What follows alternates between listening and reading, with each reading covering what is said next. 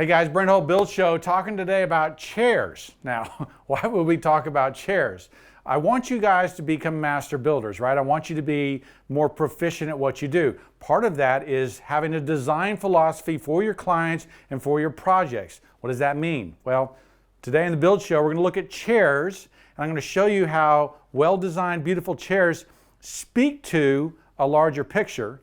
And by studying beautiful chairs, we can actually become better builders. Hey guys, talking today about chairs, right? And a design philosophy and how a chair can encapsulate that philosophy. Let me give you an example. Gustav Stickley, right? The old craftsman movement, right? He was part of that prairie craftsman bungalow movement right around the turn of the last century. And his furniture, okay, speaks to a design philosophy, right? Know that it's very plain and simple. There's not a lot of curvation, right, in this thing. Notice the joinery here, how it is through mortise and tenon and it's pegged, right? That is honest joinery, right? So you have these ideals, right, that are about the larger style of the house, right? The craftsman style, this honest joinery, this rejection of the Victorian over the top, ornate, beautiful, painted, all this paint and everything else, right? So we go back to the natural woods, the most beautiful, the joinery's honest, it's functional, right? So here's how a chair captures a design philosophy, right? And so architects pine for this ability, right? They long to design chairs that are their chair, much like Mies did with the Barcelona chair. Now, this was the German pavilion in Spain, and this is 1929, right? So early modernism, right? And you notice that he designed these chairs. Now, he's well known for this Barcelona chair, and architects long to design chairs that can kind of speak to who they are, because what you're doing is you're condensing all your ideas and everything else into one element that people can read, right? Well, if you look at his chair, if we study it, right, you can see how well crafted, how well designed it is. Now, a couple good books on chairs if you're interested. How to Design a Chair, The Design Museum, an excellent book all about the philosophy that I'm talking about here. And then the other one, The Geometry of Design, which is where this image comes from, a really great book studying all kinds of things, from coffee makers to the Apple, the iPod, all about how design works there, right? It's about a proportion and composition study, right? So again, we're talking about design. Now, look what he did here, okay? Now, if we look at the end of this chair, notice how there's this perfect cube here that it fits in, right? That it is contained within a one by one little area there. Notice too that this circle, that big circle there, is actually the corner of that cube, right? And then it creates this big circle, which is that beautiful arching shape there. Notice how the other circles, right, and how they correspond in design and how they all come together. The center of this circle, which is part of that, is this back side of the cube, right? So what does that mean? Well, remember we talked about regulating lines in some of our other videos, where houses, you go and look at it and you go, I don't know why I like it. Well, and when you do a line study on it, you realize that all the parts and pieces are connected because they're designed together, right? And they communicate that. We pick it up naturally. Our eye sees that even though we don't see the lines going through it, right? So there's the design philosophy, and architects are trying to capture, right? It's like making a mission statement, right? It'd be like saying, this is who I am. I'm about craft, I'm about design, I'm about beauty, right? And just being able to condense it into a form. So that's what the beauty of chairs are. Now, that's the design piece.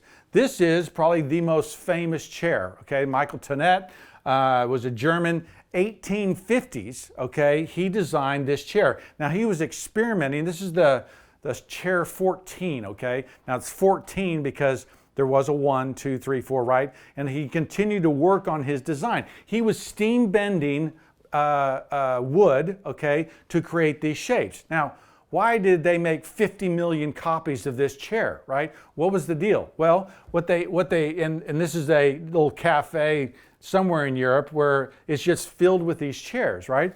the reason why it became so popular is because it was condensed down to 6 pieces, right? And it can be put in a container like this and shipped very easily, right? If you go back, if we go like here, and you tried to stack all those chairs up into a back of a van, you might get 25 chairs in there. You do it this way, right, and you get 250 chairs. So his mass production, which is what he was doing, following a design that was beautiful, very simple, right? This is a very simple chair, but the fact that it can be condensed down to 6 parts, right, with screws and everything else, make it a beautiful thing, right? Make it a well-designed, well-crafted, well-thought-out, right, design.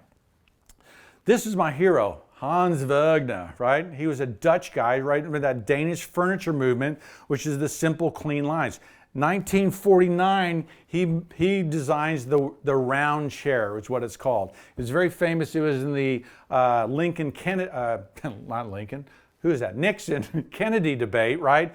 These chairs were laid out there. Notice how simple and clean these lines are. One of the things that's so beautiful about this chair, it's also very simple, right? There's no ornamentation, but the form of this really is the ornamentation, because this arm, right, ties right back into the backrest of the chair so seamlessly. It's almost like, where does one start and where does the other one end? Notice too how it ties together with the leg so gracefully, right? This chair just sits there and is just beautiful. So one of my favorite chairs, this is Vincent van Gogh's famous chair painting, right? And he actually did 2 chairs. One of them is his friend Gauguin. I think that's how you pronounce his name. But these were friends, right? So this is how Van Gogh, this was a self-portrait, right? That it was a ladder back chair, which is a very simple chair. The weaved, the seat, right? The pipe, it was about relaxation, right? And so this was a casual chair, whereas this one is much more formal. So what we can learn from chairs, right, is that chairs teach us about condensing our design philosophy down into kind of one thing. So here's what we should learn from chairs, right? The first thing is that design and craftsmanship are kind of in perfect unity, right? Your goal as a builder should be to be building houses that are beautifully designed and beautifully crafted, right? That are capture, right, this design philosophy. So people walk up and know what it is. A lot of times, a lot of houses that you see, it's a house, there's no particular style, right? It's just a bunch of different parts and pieces. There should be something that unifies it, that makes it English or makes it French or makes it colonial or makes it craftsman, right? That is then unified and perfected throughout. When it's well designed and well crafted, it lasts a long time. That's goal number 1. 2, what you're trying to do is that design philosophy means that you're no longer assembling a house, right? I hope you're not telling your client, go pick your brick, go pick your hardware, go pick and I'll put it together, right? Because we're living in a culture where there's the paradox of choice, okay? What that means is there's too many choices.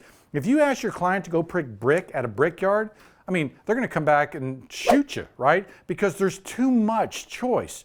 What you should say is, look, we're building a colonial house from Virginia, okay? So we need a red brick, okay? So you need to go pick out a nice red brick that you like,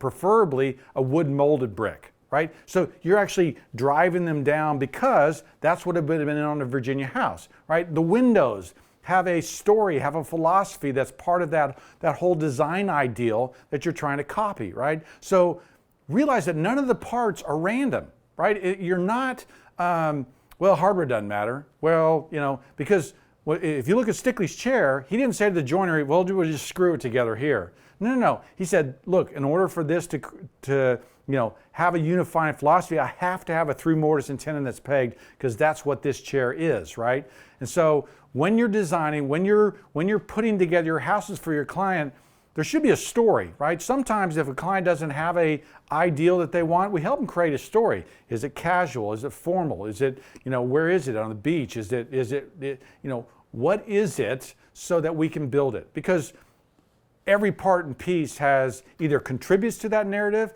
or it takes away, right? And so help your client get a unifying design philosophy. It'll make your houses more beautiful. And finally, become a great craftsman, right? all of these guys were craftsmen. They lived in an era where, you know, craftsmanship was better. And so you need to be practicing and becoming better at being a craftsman, because when it's well crafted, it lasts longer. And when it's well crafted, it's more beautiful.